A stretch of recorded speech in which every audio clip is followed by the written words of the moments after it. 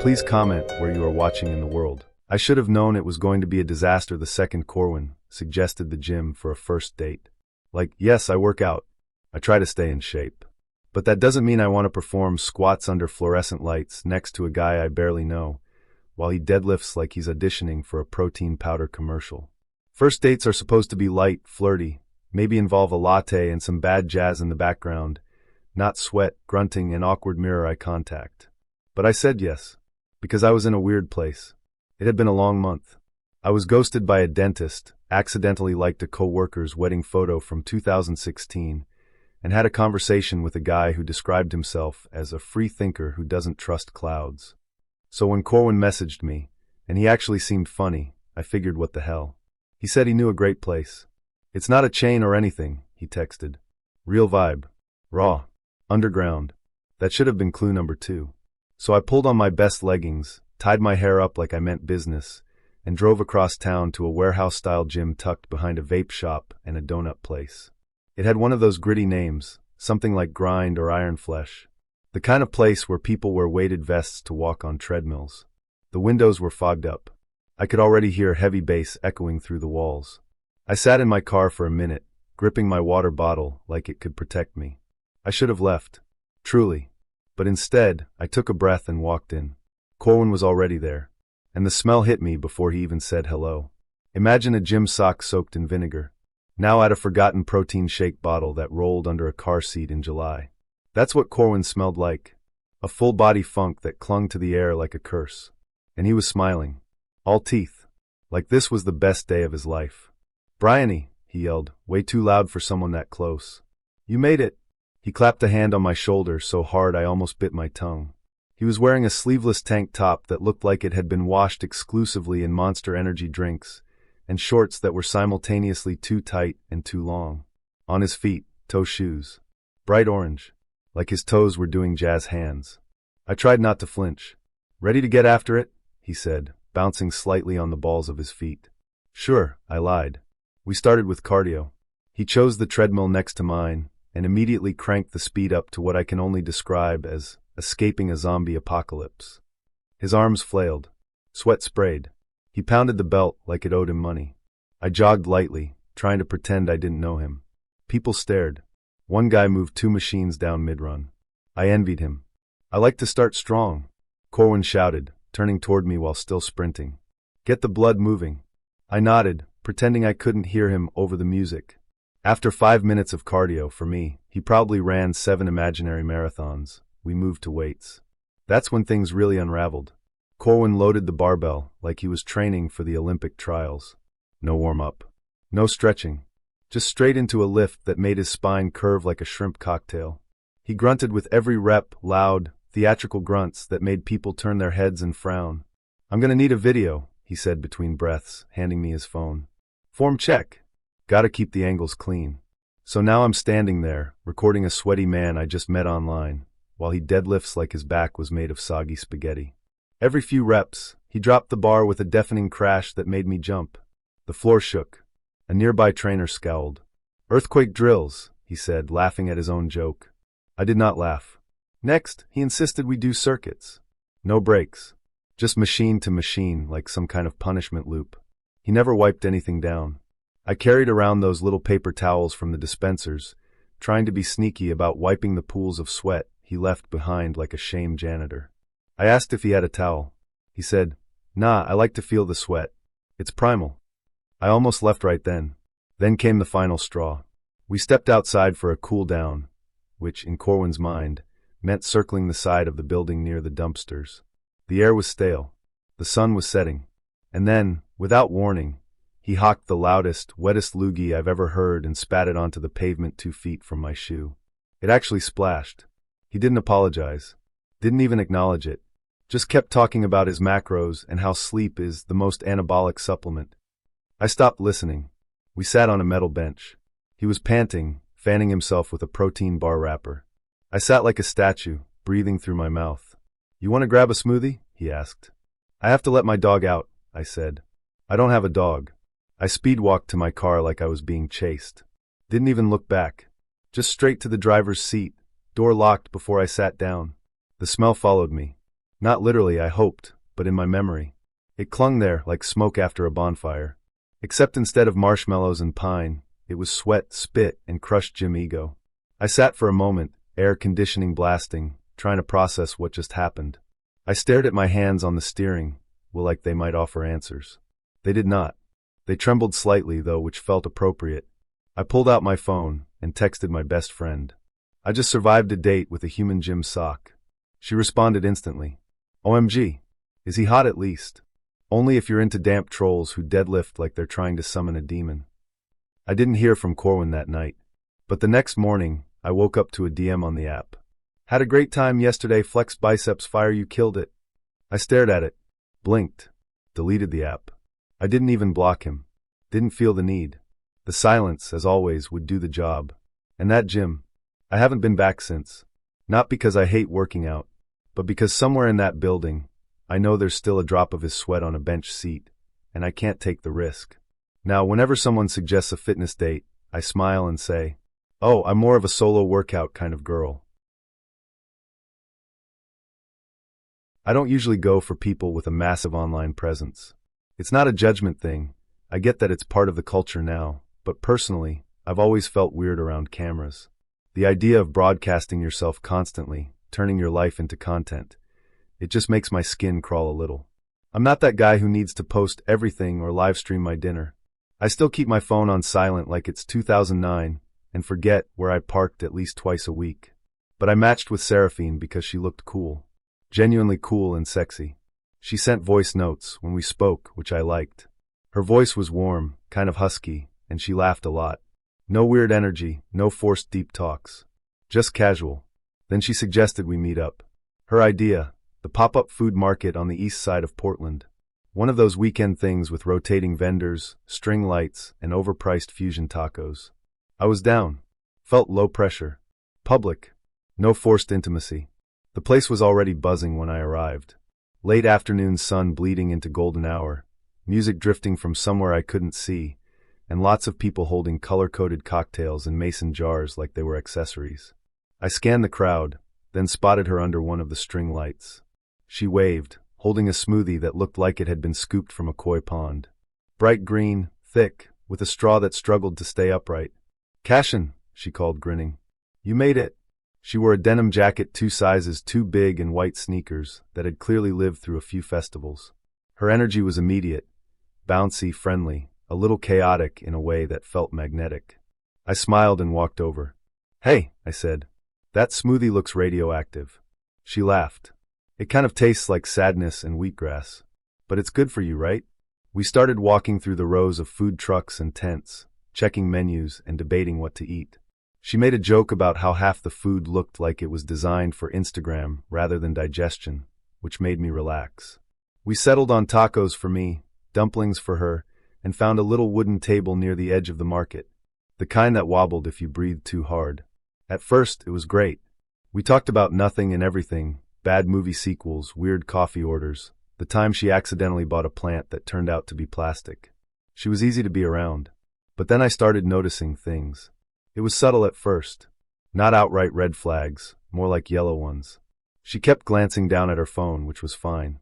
Everyone's a little addicted these days. But she wasn't just glancing. She was adjusting it, repositioning it against her drink, nudging it slightly every few minutes, like she was framing something. At one point, she picked it up and started talking into it, not to me, but into the lens. I caught phrases like market vibes and date night energy, and assumed she was filming a story or something. Still strange, but not panic-inducing. Then a group of girls walked by, and one of them stopped, pointed, and whispered loud enough for me to hear. "Oh my God, that's her." Seraphine smiled and waved. The girl waved back like she'd just spotted a celebrity. I raised an eyebrow. "Are you famous?" She shrugged, brushing it off. No, just a little following. Nothing huge." "How little are we talking?" She smiled again, same grin, but now it felt practiced. "Like 400K. I stared at her. "1,000? Yeah." Another sip of the green pond water. "It's mostly lifestyle stuff. Day in the life, dating in Portland, that kind of thing. People love it." I nodded, trying to keep my face neutral. "Cool." But now I was watching more closely. Her phone wasn't just propped up. It was on a tiny tripod, angled to catch both of us. I leaned back slightly to glance at the screen. And there it was. Little hearts floating up the side. Comments scrolling in real time. Things like he's cute. And does he know? And OMG, this energy is everything. I felt the bottom drop out of my stomach. You're live? I asked. She didn't even flinch. Just smiled. Yeah, but like super casual. I do this all the time. It's part of the format. My followers love seeing new people. I blinked. You're live streaming this date? Right now? Yup. You didn't think to mention that? She tilted her head. Well, I didn't think it was a big deal. It's just part of what I do. If you don't have anything to hide, it shouldn't matter, right? I laughed, but it was sharp and awkward. Like air popping out of a balloon. Seraphine, I said slowly. There's a camera pointed at my face. Hundreds of people, maybe more, are watching me eat tacos and make small talk. And you didn't tell me. She frowned, not angry but confused. Like I'd just overreacted to a sneeze. You really care that much? Yes, I said. I do. She sighed, setting her smoothie down. Look, I get it. Not everyone's used to this. But this is literally my job. This is how I connect. You're part of the experience. I didn't sign up to be part of the experience, I said. I signed up for a date. There was a pause. She looked down at her phone like she was checking the comments. Then back at me. They already love you. The chemistry's great. If you leave now, it totally kills the vibe. I stared at her. Then I stood up. Even then, I could hear the faint sound of my movement being captured on her mic. Could practically hear the comment section reacting. I didn't say anything else. Just walked away. When I got to my car, I sat there for a long minute before turning the engine on. I kept thinking about everything I'd said, every joke I'd cracked, every expression I'd made. All of it content. All of it collected. I didn't even know who'd watched me. Or what they said. That night, I looked up her page. It was full of moments like this. Brunches, surprise meetups, candid reactions. All filmed. All tagged. All polished. I was just one more face in her feed. She messaged me later. Said it was her most engaged live yet. I didn't respond. Didn't block her either. Just left it there. Let the silence speak for itself. We matched on an app, one only kept installed out of boredom. He didn't launch into weird voice notes or ask me my birth time within the first 5 minutes. We talked for about a week, mostly jokes, some light flirting, and one truly unhinged debate about whether cereal is a soup. So when he asked if I wanted to grab a bite after work one Friday, I said yes. He suggested we meet at his place first, and then head to a nearby restaurant. I hesitated for a second. I don't usually go to a guy's house on date one, but he seemed trustworthy enough, and I figured we'd just Uber from there. Plus, it was in a quiet part of Des Moines, not some sketchy alley. I pulled up to his house just as the sun started to set. It was a clean-cut 2-story tucked into one of those neighborhoods where all the houses look like they were built at the same time by a committee that only approved beige. Marcellus was already standing in the driveway, waving like he was spotting someone at the airport. That should have been my first red flag. No one is that excited to see someone they've only texted about pizza and cereal. I got out of my car, did a quick mirror check, smoothed my hair, and walked up. Hey, Aloan, he said, smiling wide. Come on in. He stepped aside, and I barely had both feet inside when I realized something was off. Shoes. Everywhere. Not just 1 or 2 pairs, dozens. Sneakers, sandals, boots, baby shoes, house slippers. The entryway looked like a Foot Locker exploded. I blinked, confused, and that's when I heard the voices. Laughter. Talking. Dishes clinking. A burst of yelling followed by giggling. I looked at him. Is something going on? He grinned like this was the best part. Oh yeah, forgot to mention, my family's over. Like all of them. It's kind of a thing. Don't worry, they're super chill. I just stood there for a second, trying to process. I hadn't even had a sip of water yet, and I was already being introduced to aunts, uncles, cousins, and what I can only assume was a great-grandmother who stared at me like she was scanning me for weaknesses. I wanted to leave, but I didn't, because I didn't know how. I was already inside, and it felt like backing out now would make it worse. So I smiled too hard and said, "Oh, cool." He led me into the living room, which was packed with people. His mom was sitting on the couch with 2 older women, who immediately gave me the kind of once-over that made my skin itch. His dad was in the kitchen, stirring something in a pot that smelled like chaos. A group of small cousins ran past me holding juice boxes and yelling something about a blanket fort. Someone's uncle was asleep in a recliner, mouth open, snoring. Everyone turned to look at me. Not just glance. Looked. Like I was a guest star on their favorite show. "This is Aloan," Marcellus announced, beaming. "She and I are going on a date." The words hit the room like a dropped glass. Smiles. Nods. Whispers. I caught someone mouthing, "Finally." I wanted to disappear. He introduced me to everyone, rapid fire. Aunt Dayton, Uncle Rel, Cousin Henny, Grandma Lou. I tried to keep up, but it was like being dropped into a season finale with no context. His mom reached out and grabbed my hands. "It's so nice to meet you," she said, squeezing too hard. "We've heard so much." I blinked. "You have?" "Of course. Marcellus never brings girls home. Not since that situation with Trina." She winked like that cleared anything up. I laughed awkwardly. "Well, I'm just here for dinner." His mom leaned in closer. "Where's your family from?" "You cook. What do you do for a living?" I tried to answer, but she kept talking. "I can tell. You have kind eyes. You're grounded." "That's good. He needs that. He's been floating since college." I laughed again, this time more out of panic than politeness. Just then, a kid ran up and took a selfie with me. I didn't even notice until I saw the flash. I turned to Marcellus. "Hey, are we still going to dinner?" He looked confused. "What do you mean? We're eating here." I stared at him. "You said we were going out." "Well, yeah, but then my mom made stew and everyone's here, so figured you wouldn't mind." I did mind. I minded very much. But I also didn't know how to exit a house full of people who had already started calling me Marcellus girl. He handed me a plate, completely full, no input from me. "You're gonna love this. My mom's stew is legendary." I sat stiffly at the dining table while his relatives made small talk around me. I barely touched the food. My stomach was in knots. Every time I looked up, someone was watching me. And then his grandmother leaned in and said softly, "Do you believe in fate?" I smiled weakly. "Sometimes?" She nodded like that was all she needed to know. "He's been waiting for someone like you." That's when I stood up. "I think I need to go," I said, keeping my voice polite. Marcellus blinked. "Wait, what? Did something happen?" "No," I said. "But also yes."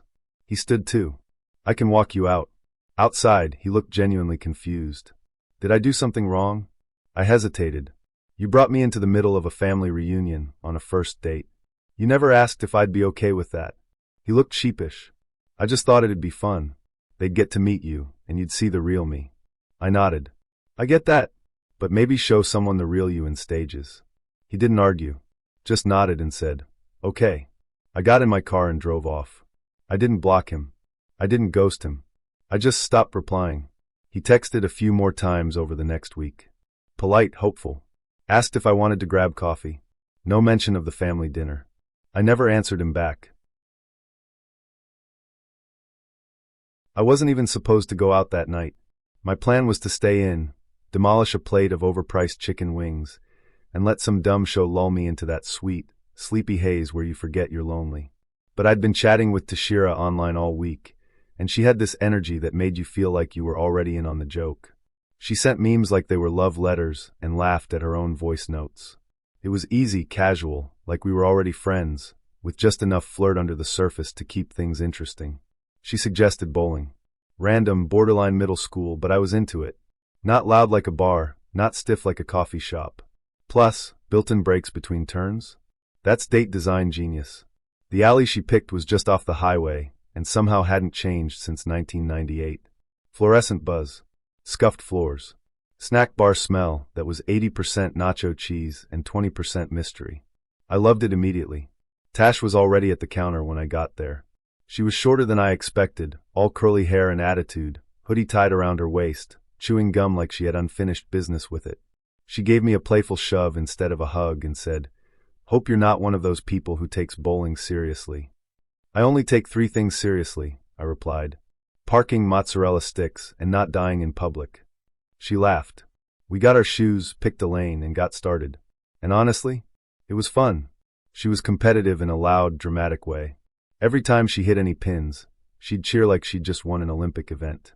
If she missed, she'd groan and collapse into a seat like she'd been personally betrayed by gravity. By the 3rd frame, we had a rhythm. I wasn't thinking soulmates or anything, but I definitely thought, yeah, I'd see her again. Then came the incident. She was up next, grabbed her ball, and did her usual little hop step toward the lane. I was halfway watching her, halfway scrolling on my phone when she threw it, gutter. She turned back toward me, laughing, and then froze. Her face changed. Not panic exactly, more like shock. Her eyes dropped to the floor behind her. I looked too. There it was. A tampon. Unwrapped. Unsealed. Just there. Sitting on the polished lane like it had been placed by a ghost with a cruel sense of humor.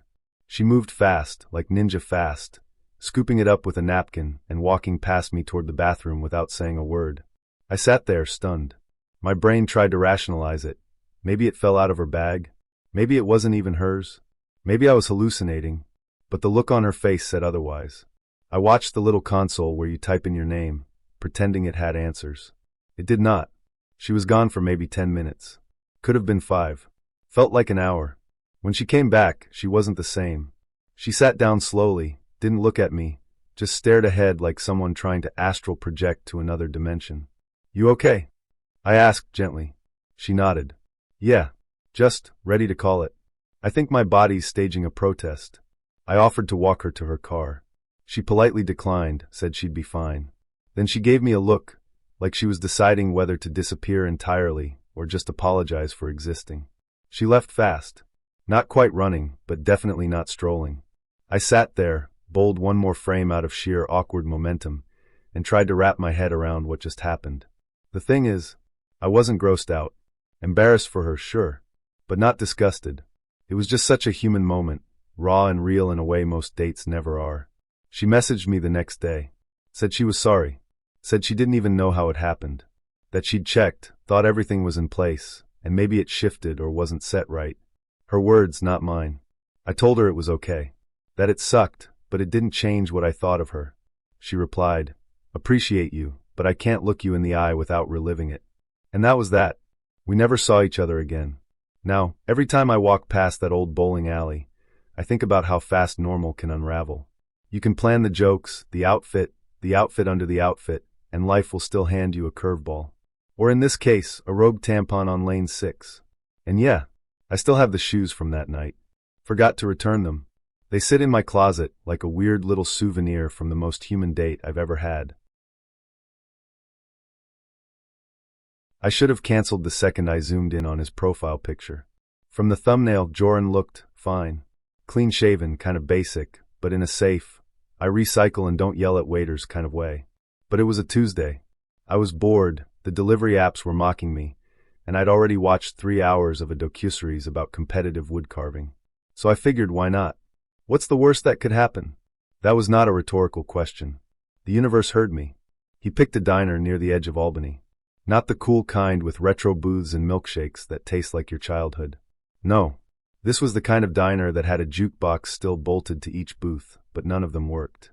The smell was a mix of burnt toast and bleach. Not terrible. Not promising. Joran was already seated when I walked in, sipping water like he was practicing for a role. His shirt was a size too small, tucked into jeans that had no business being that tight. He stood up halfway to greet me, did a weird little bow-nod combo, then sat back down. I gave him a polite smile and slid into the booth across from him. "Kala?" he asked, like we hadn't already confirmed our names 6 times. "Yep," I said. "Thanks for picking a place." "Oh yeah," he replied, pausing dramatically. "This place, it's got history." I didn't ask what kind. I already knew I didn't want to know. We made small talk. Well, he made small talk. I tried to steer the conversation toward safe zones, music, movies, embarrassing high school stories. But every time I said something, he redirected it back to himself. I mentioned I liked horror movies, and he launched into a story about fasting for 3 days and having a vision of a shadow figure he believed was his past self. I blinked. Was this a lucid dream? No, he said solemnly. It was cellular memory. I nodded like that meant something. The only reason I didn't leave right then was because I'd already ordered fries, and I was too hungry to walk away from them. I figured I could ride it out. Eat quickly, offer a vague excuse, and escape with dignity intact.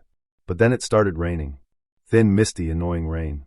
Not dramatic enough to be romantic, just enough to make everything wet and cold. He insisted on walking me to my car, and even though I said I was fine, he stood up and gestured like he was a knight escorting me through a battlefield. We stepped outside. He was talking about some supplement he swore reversed his internal age by 6 years. I was barely listening. Then, in the middle of his sentence, he slipped. One moment he was upright, mid-sentence about collagen peptides. The next, he was on the ground, face twisted in a grimace, leg bent at an angle that made my stomach drop. He didn't scream. Just made a low, guttural groan that felt theatrical. "Oh my God," I said, kneeling beside him. "Are you okay?" He didn't respond. Just kept groaning, eyes closed like he was waiting for a spotlight to hit him. "I think I dislocated something," he muttered, clutching his hip. I didn't know what to do. I'd just met this man, and now I was holding his wallet and trying to figure out if I should call an ambulance or his mom. Eventually, a server from the diner came out and called 911. I stood there in the drizzle, wondering what cosmic joke I was trapped in. The EMTs arrived and loaded him into the back of the ambulance. As they worked, he looked at me, not in pain, not scared, but expectant. "You're coming with, right?" he asked. I blinked. I guess. I climbed into the ambulance like a confused sitcom extra. The ride was silent, except for the EMT asking him basic questions and Joran explaining that he believed this injury was the universe's way of telling him to slow down and reconnect with his feminine energy. At the hospital, they wheeled him away and told me to wait. I sat in a freezing waiting room with cheap tile floors and chairs that seemed designed to discourage relaxation. For an hour, I sat there, holding his wallet and trying to guess what I'd done in a past life to deserve this. Eventually, they brought him back, wrapped in blankets, in a wheelchair, looking like a Victorian widow. "They think it's a hairline fracture," he said. I told them I'd rather heal naturally. I nodded, unsure what to say. Then he looked at me, dead serious, and said, "Do you think you could help cover part of the bill?" I laughed. Just a short, confused laugh that slipped out before I could stop it. He didn't join in. He said, "if I hadn't come to meet you, this wouldn't have happened." I stared. "You're blaming me? For gravity?" He tilted his head. "Not blaming. Just inviting you to invest in the journey." I stood. "Yeah, no. I think the journey ends here." He frowned. "People don't value connection anymore. People don't usually charge their dates for medical bills either." He pulled a folded piece of paper from his wallet and handed it to me. It was his Venmo info, written in cursive, on scented stationery. I left, blocked him on the app, deleted the messages, told my friends, and they laughed so hard one of them choked on a pretzel. And because the universe has a cruel sense of humor, he found me again, through Facebook, sent me a message that read, "The universe tested you. You failed. I dreamed of you holding my hand in a white room. You chose to turn away." I blocked him there too. I met Demi on an app my cousin forced me to download. He said it was different from the others because you could see a short video of the person before matching, not just pictures. "Less catfish," he said. "More real vibes." Whatever that means. I was bored, alone on a Friday night, and had just eaten a frozen burrito that was somehow both soggy and sharp. So I downloaded the app, swiped through a few painfully staged clips, and then landed on her. Demi. She was wearing a massive pink wig and spinning in slow motion while sparkles fell over her like she was in a budget anime intro. A glitter filter made her eyes shimmer unnaturally, and she ended her video with a wink and a peace sign. I thought it was a joke. Maybe she was trolling the app, trying to get clicks or doing some viral thing.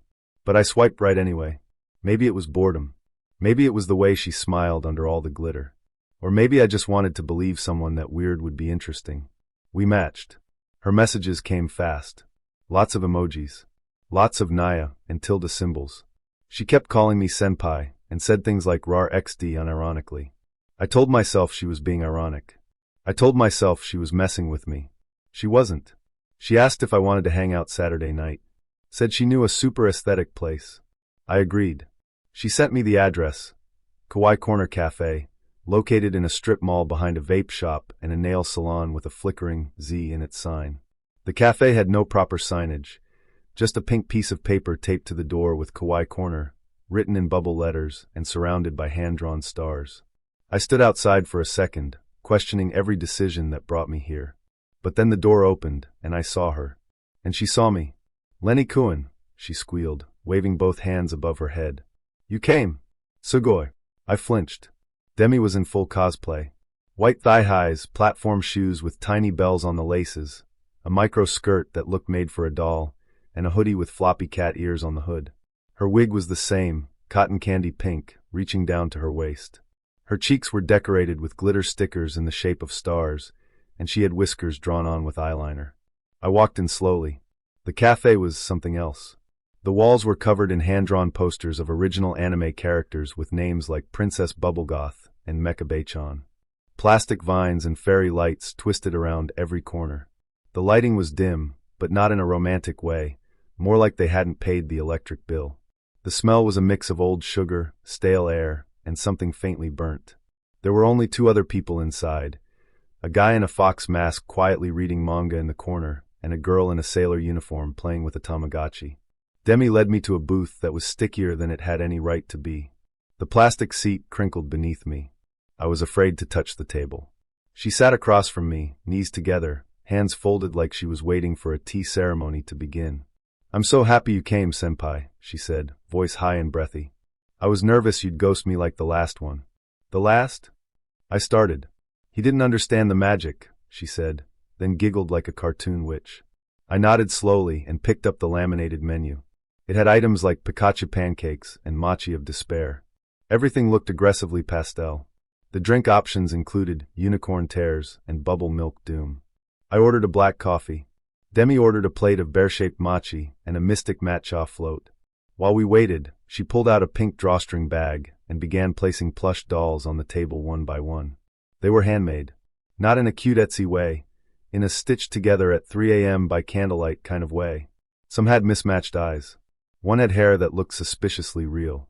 Another wore a tiny felt cloak and had a crooked smile sewn into its face. "These are my babies," she said. "They're my soul companions." I nodded. "Cool. They each have a backstory," she added. "This one's name is Lord Sorrow.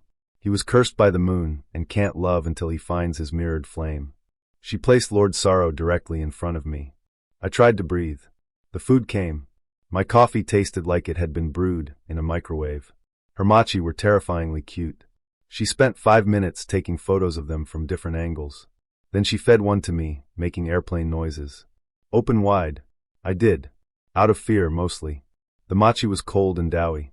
I chewed slowly while she stared at me like she was awaiting an emotional reaction. "Yum yum?" she asked. "Sure," I said. She clapped. "Sugoi." Then, without warning, she reached into her bag again and pulled out a tiny bottle filled with pink liquid and glitter. "This is my Nico juice," she said. "It's a spell tonic. "Wanna try?" "I'm good," I said. She unscrewed the lid and took a sip, making a dramatic sigh after.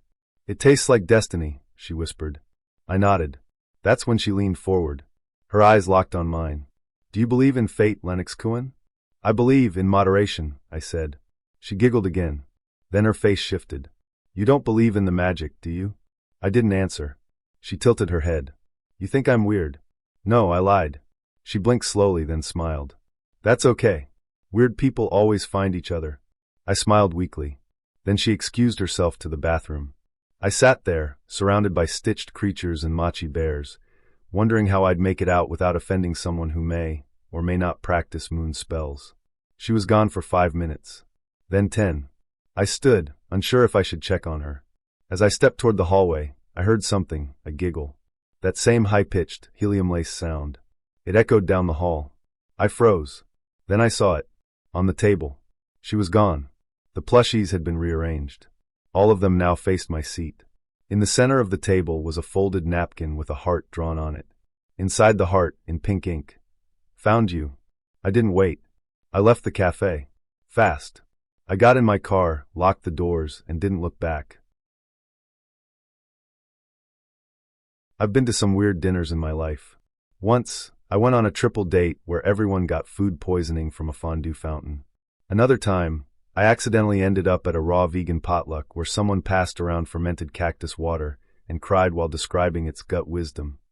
But nothing, prepared me for dinner at Jesselin's house. We met on an app, of course. She was funny, if a little intense. Lots of jokes about bones. She used phrases like gut deep and flesh memory, which I chose not to overthink. I liked that she was different. She invited me over for dinner.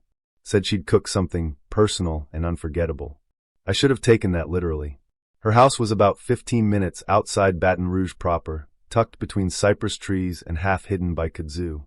It looked like it had been built by someone who had only seen houses in dreams, slanted porch steps, crooked shutters, and wind chimes made from silverware. I parked on a patch of gravel that may once have been a driveway and walked to the front door, which was painted black and had a small wreath made of dried herbs and tiny animal bones. She opened the door before I knocked. "Milo," she said, like she'd known me for years. "You came." She wore a long linen dress and was barefoot, her toenails painted a pale green. Her hair was loose and wild, and she smelled like sage and citrus. She smiled, wide and unblinking. "Come in," she said. "Dinner's almost ready." Inside, the house was warm, too warm. Candlelight flickered from every surface. Dozens of them, in jars and teacups and strange little bowls carved from wood. The air was thick with spice and wax. The first thing I noticed, besides the heat, was the frogs. Not live ones. Not hopping around. Taxidermy. Frogs posed in tiny scenes. One was dressed as a jester, sitting on a miniature throne. Another wore a lace bonnet and held a thimble-sized cup of tea. They were everywhere, on shelves, windowsills, even hanging from the chandelier. I stared too long. "You like them?" she asked, walking toward the kitchen. "They're all mine. Caught and cured and dressed with love." I nodded slowly. "They're detailed." She laughed. "I don't believe in wasting what the swamp gives." I followed her to the dining room, which was dominated by a long wooden table covered in mismatched plates and more candles. A large centerpiece of dried flowers and feathers sat in the middle. She gestured for me to sit. "I hope you're not picky," she said, disappearing into the kitchen. "I'm not," I lied. She returned with a tray. On it, 2 plates of frog legs, arranged like flower petals, glazed in something dark and shiny. On the side, a salad of what looked like dandelion greens and shaved radish. She set 1 plate in front of me and sat across from me, folding her hands under her chin. "I caught them this morning," she said. I froze. "The frogs?" "Of course. Had to get them before the heat set in. They're sweeter when they're sleepy." I nodded like that was a normal sentence. She picked up a leg with her fingers and took a bite, licking the glaze from her lips. I followed suit. It was surprisingly good. Tender, garlicky, with a hint of smoke. "Wow," I said. "This is actually great." She beamed. "See? The swamp provides." We ate in near silence, save for the occasional crackle of candle wax and the distant sound of cicadas outside. Then she brought out the drink. A small bottle, unlabeled, filled with a dark amber liquid. She poured it into tiny goblets shaped like tulips. "This," she said, "is my tincture. Family recipe. We drink it after the frogs. It clears the mind." "What's in it?" She winked. "Clarity." Not wanting to offend her, or the spirits, if they were watching, I took a sip. It tasted like honey, clove, and something sharp. Almost electric. My tongue tingled. Jessalyn closed her eyes and whispered something I didn't catch. Then she opened them and looked at me with a seriousness that made my skin prickle. "Tell me a secret," she said. I blinked. "What?" "It's part of the ritual. You eat the frog. You drink the tincture. Then you speak truth." I laughed nervously. "I don't think I know any secrets." She smiled. "Everyone does." I hesitated. Then, because the night had already gone off the rails, I said, "I once pretended to like a book a girl gave me just so she'd sleep with me." She nodded solemnly. "A lie for desire. Common currency." "What about you?" I asked. She leaned in. "I buried a man's wallet in the swamp once. He said something cruel, and I wanted the mud to remember him." I couldn't tell if she was joking. That's when the room started to spin. Not violently, just enough to make me feel like the walls were breathing. I blinked. "What was in that tincture?" She stood. "You should lie down." "I'm good," I said, gripping the edge of the table. Her face softened. "Don't worry. It's just the root. It slows things down. Makes the moment last." I tried to stand. My knees buckled. She caught me, surprisingly strong. "The guest room is ready." I don't remember walking there. Just the feeling of cool sheets, flickering candlelight, and the sound of frogs croaking outside. I woke up at dawn. Alone, fully clothed, in a small room with lace curtains and a picture of a rabbit playing a violin on the wall. My head pounded. I walked into the hallway. The candles were gone. So were the frogs. The table was bare, and the front door was open. She was sitting on the porch, sipping something from a mason jar. "Morning," she said. "What happened?" "You rested." "Did I pass out?" She shrugged. "You relaxed." Most people don't. I stared at her. Did you drug me? She tilted her head. Only a little. You needed it. I didn't know what to say. She stood. You can go now. The cycle's complete.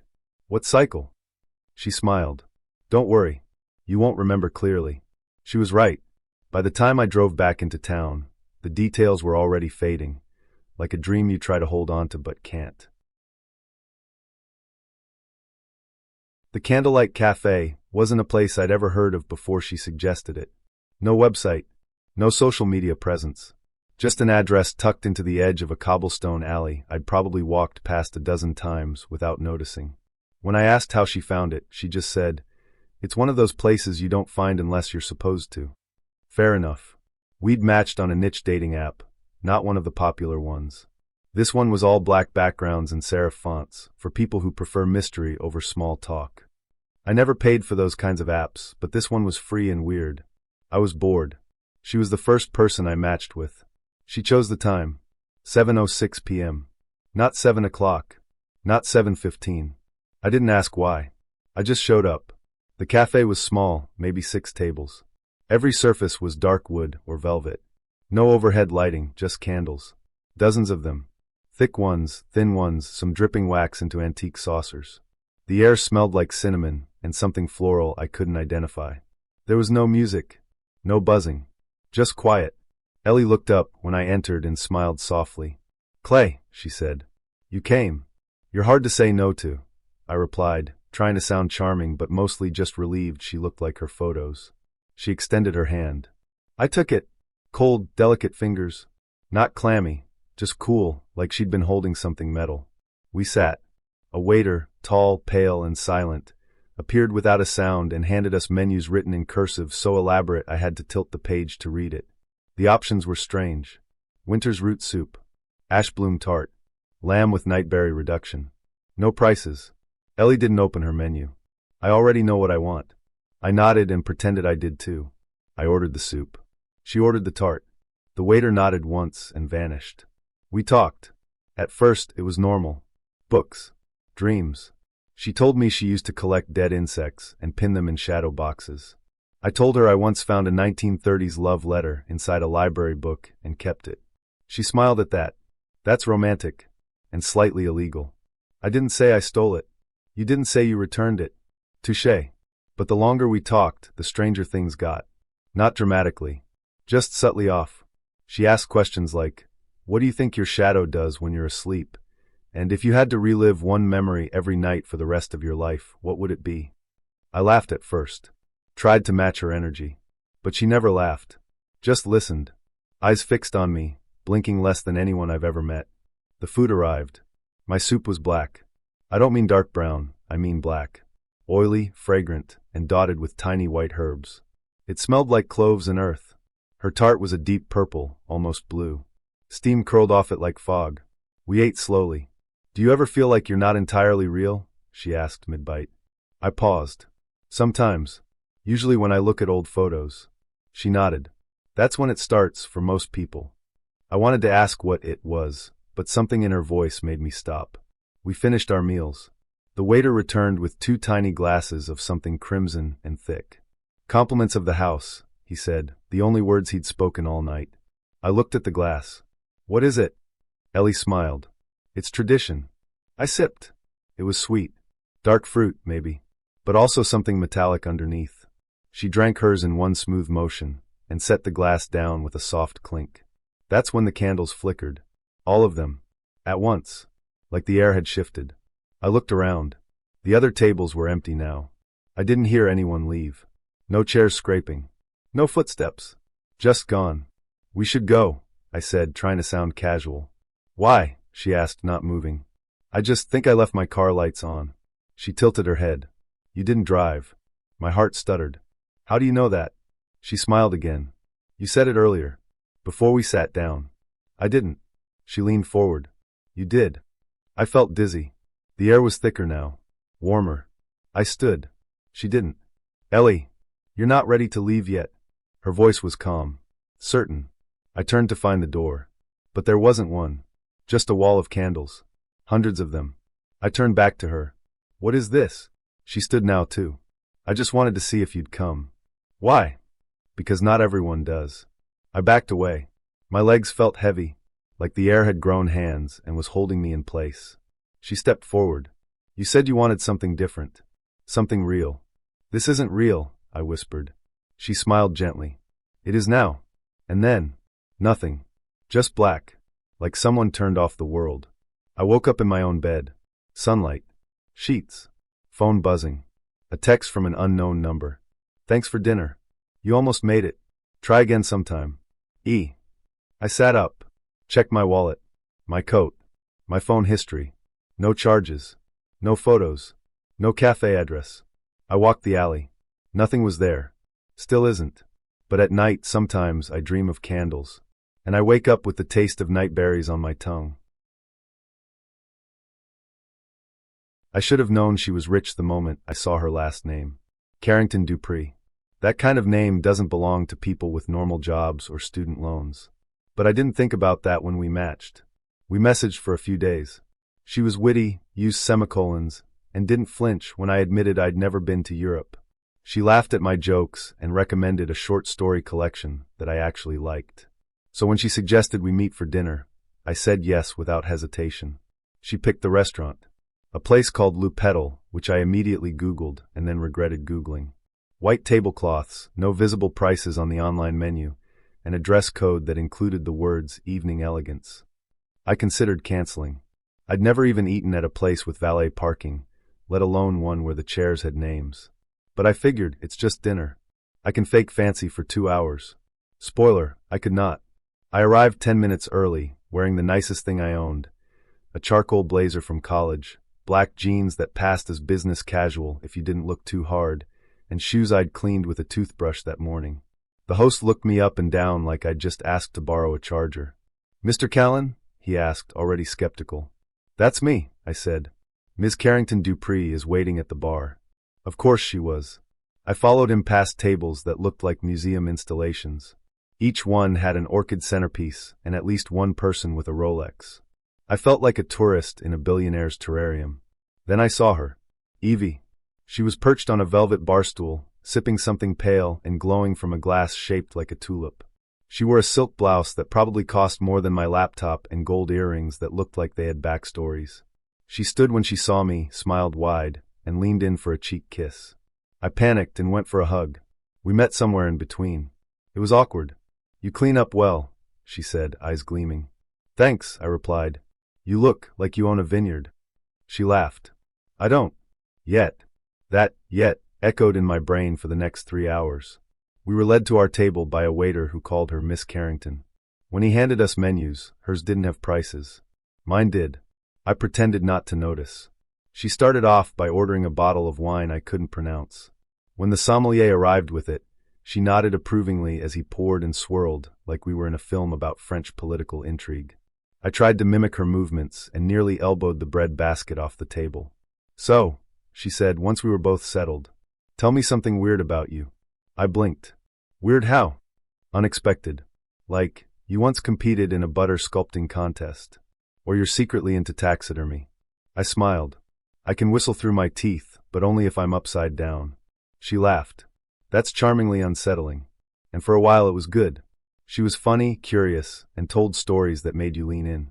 Like how her grandmother once hired a harpist for a dinner party and made them play in the bathroom for ambience.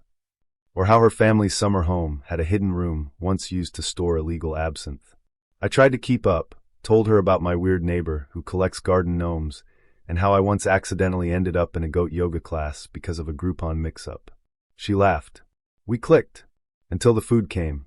She'd ordered something called duck a la presa, which involved a small tableside performance with a silver press, a lot of fire, and a waiter who looked like he was conducting a seance. I ordered pasta and instantly regretted it when I saw it was portioned for an elf. She took one bite of her dish and said, "This is good, but not as nuanced as the one at our place in Lyon." I nodded like I knew where Lyon was. Then she asked, "Do you ski?"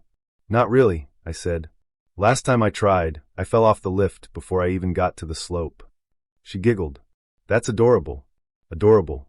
The word you use when someone is beneath you, but in a tolerable way. The cracks began widening after that. She talked about going to boarding school in Switzerland and how she missed the quiet sophistication of it. She mentioned her family's art conservator, not a collector, a conservator. I tried to pivot. So what do you do for work? She tilted her head. Well, I help manage our family foundation, but I'm taking time off right now to focus on my watercolor series. Cool, I said. What's it about? Elegy, she said simply. The fading of inherited memory. I nodded like that meant something. I told her I worked in marketing for a small regional grocery chain. Not glamorous, but stable. She smiled politely, then changed the subject. We finished our meal. She ordered dessert, some deconstructed lavender creme brulee that looked like a science experiment. I declined. My wallet was already preparing for impact. When the check came, I instinctively reached for my card. She stopped me. No. You're sweet, but this is on me. I hesitated. Are you sure? She nodded. It's just dinner. The way she said it, just dinner, made my stomach twist. Like it was a casual favor. A line item in her spreadsheet of weekly philanthropy. Outside, the air was sharp and cold. She turned to me, smiled that perfect, practiced smile, and said, You're lovely. Really? But I don't think we're aligned. I nodded. Yeah, I kind of figured. She stepped forward, kissed me lightly on the cheek, and whispered, Thank you for being honest. I wasn't sure what I'd been honest about. She turned and walked away, into the back seat of a black car that had been idling with the engine running. I stood there for a moment, staring at the taillights as they disappeared into the night. Then I walked to the parking garage where I'd left my car, where the meter had just ticked into overtime. Later that night, I got a text from her. You have a good heart. Don't let the wrong people make you question it. It was kind. It was also the emotional equivalent of a tip left in Monopoly money. I didn't reply, but I did Google duck a la presa, out of curiosity. It costs more than my monthly rent. I wasn't looking for soulmates or signs from the universe. I wasn't even looking for love, really. I was just trying to claw my way out of a rut that had gotten so deep it had its own zip code. That's how I ended up agreeing to meet a woman named Wendelin, who went by Wendy, at a fast food chain that shared her name. She picked the place. I didn't ask questions. I figured it was a coincidence, maybe even a joke. Her profile was light on details but heavy on smiley faces. Her messages were short, enthusiastic, filled with LOLs and ICRS. But hey, she showed up in every picture. No filters. No weird angles. She looked like someone who might own a slow cooker and a cat with a human name. That was enough for me. We agreed to meet at 6:30 p.m. on a Friday at the Wendy's on Bardstown Road. Not exactly the most cinematic setting for a blossoming romance, but at least I knew the fries would be hot. I arrived at 6:20 because I'm that guy. I always show up early. I like to get the lay of the land. Choose a seat. Settle in. The Wendy's was moderately busy, families with kids, a few high schoolers, 2 older men arguing about sports over Frosties. I ordered a spicy chicken sandwich and a medium fry, grabbed a window booth, and waited. I chose a seat that made it look like I was waiting, not loitering. You know the kind, phone in hand, occasional glances toward the door like I was just about to stand up and greet someone. At 6:30, I checked my phone. No new texts. No missed calls. At 6:45, I told myself she was probably stuck in traffic. By 7 o'clock, I started refreshing the app we met on, wondering if I'd misread something. Maybe we'd agreed to meet next Friday? Maybe I'd hallucinated the whole plan? Nope. There it was. Friday 6:30, Wendy's. Smiling face with hearts, her last message. By 7:15, I was done with my fries.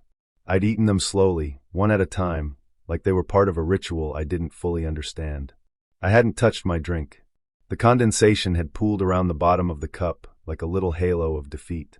I tried texting her once. Hey, just checking in, are you still planning to come? No response. I called. Straight to voicemail. The guy 2 booths over gave me a sympathetic look. The kind people give when they think they're watching the saddest man in Kentucky. I wanted to tell him I wasn't sad. Just suspended. Somewhere between disbelief and shame. At 7:40, I gave up pretending. I threw away my tray, washed my hands in the slightly sticky bathroom, and sat in my car with the engine off, staring at the windshield like it owed me an explanation. I don't know what I expected. A text with a wild excuse? A car pulling into the lot with her jumping out, apologizing profusely? Maybe even a sorry, I changed my mind message? But nothing came. And that's the part that sticks with you, the nothing. Not the embarrassment. Not the wasted evening. Not even the weirdly stale bun on my sandwich. It's the silence. The way a person can just vanish from a plan you both agreed to like they were never real. I know. It's not that deep. But when you're sitting in a fast food parking lot on a Friday night, watching other people come and go, laughing, carrying takeout bags, living lives you're not a part of, it starts to feel like maybe it is. Later that night, I checked her profile again. Still active. Still posting. No mention of me. No response to my message. I didn't block her. Didn't unmatch. I left it there like a monument to bad luck. She unmatched me 3 days later. Quietly. No message. Just gone. His name was Ellis Darnell. We spoke and chatted a few times. He used punctuation, didn't respond with just emojis, and miracle of miracles, didn't ask me what color underwear I was wearing by message for. After a few days of exchanging memes and favorite weird Wikipedia rabbit holes, the Dyatlov Pass tragedy mine, parasitic fungi that control insect brains, he asked if I'd like to get dinner. We settled on a casual restaurant downtown, mid-tier prices, dim lighting, and a menu that tried to make elevated mac and cheese a personality trait. It was safe. Public. Neutral ground. I got there first, which is my thing. I like to get a read on the vibe before I have to start performing.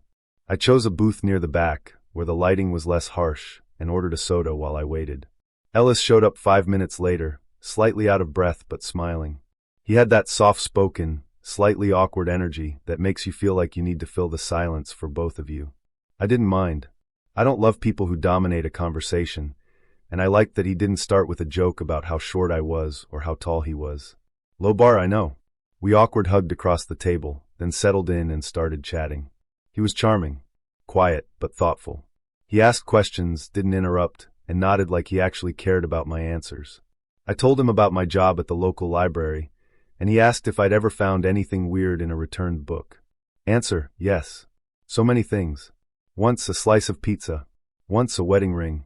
Once a note that just said, he knows. He laughed at the right parts. The conversation flowed. I was starting to relax.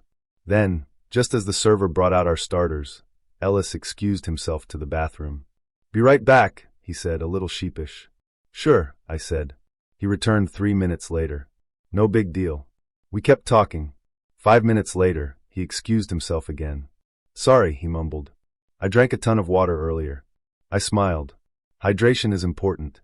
He laughed nervously and disappeared again. This time, he was gone for almost 10 minutes. I scrolled my phone, stirred my drink, and tried not to overthink it. He returned looking slightly paler, but still smiling. Apologized again. Told me he sometimes gets nervous stomach. I nodded. No worries. But then it happened again. And again. By the end of the meal, he had excused himself to the bathroom 5 times. Each time, he came back looking a little more strained. A little sweatier. He tried to play it off, asked about my favorite books, told a story about almost getting trampled at a music festival. But the rhythm was off. There was a tension in his jaw. A tightness in his eyes. I tried to give him the benefit of the doubt. Maybe he had IBS. Maybe he ate something weird earlier. Maybe he was just nervous and his body was staging a quiet rebellion. But then I noticed something else. He wasn't eating. Not even nibbling. His fork moved food around the plate, but nothing went into his mouth. He pushed the same bite of salmon back and forth like he was drawing in the sand. You sure you're okay? I asked gently. He nodded too quickly. Yeah, totally. Just big lunch. Then, 10 minutes later, excuse me again. I watched him walk toward the bathroom. This time, I waited a moment, then stood up and casually walked toward the hallway myself. I didn't know why, something in my gut was buzzing. Not full alarm bells, but a weird, quiet hum. The hallway to the restrooms had a mirror and a vending machine. I slowed down in front of it, pretending to inspect the snacks. I could hear something. Not vomiting. Not coughing. Something else. Whispering. At first, I thought he was on the phone. Maybe talking to a friend for reassurance, maybe getting advice. But then I realized he wasn't whispering. He was chanting. Low, rhythmic, almost like a song. I couldn't make out the words, but it had a rising and falling cadence. Like a loop. A loop he'd done before. My stomach dropped. I turned and walked back to the table. It took him another 5 minutes to return. He looked drained. Paler than before. His hands trembled slightly. Sorry, he said again. I nodded, forced a smile. No problem. We didn't talk much after that. The air had shifted.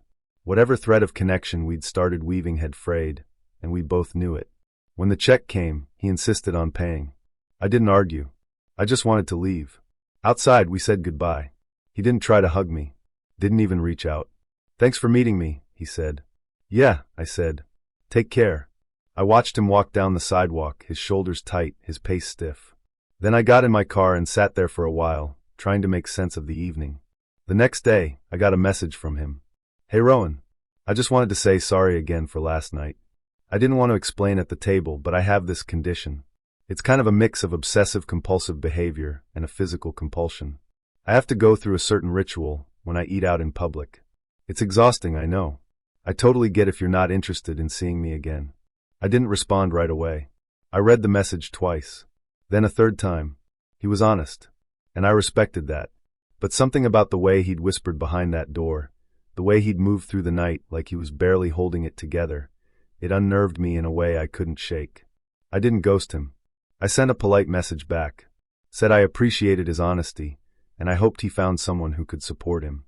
He responded with a thumbs-up emoji. That was the end of it.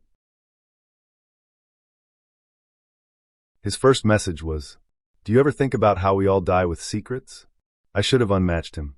But I didn't. There was something oddly bold about it. Not flirty, not gross, just dark. And direct. I was in a weird headspace that week, recovering from a breakup with someone who only communicated in gifs and weekend disappearances.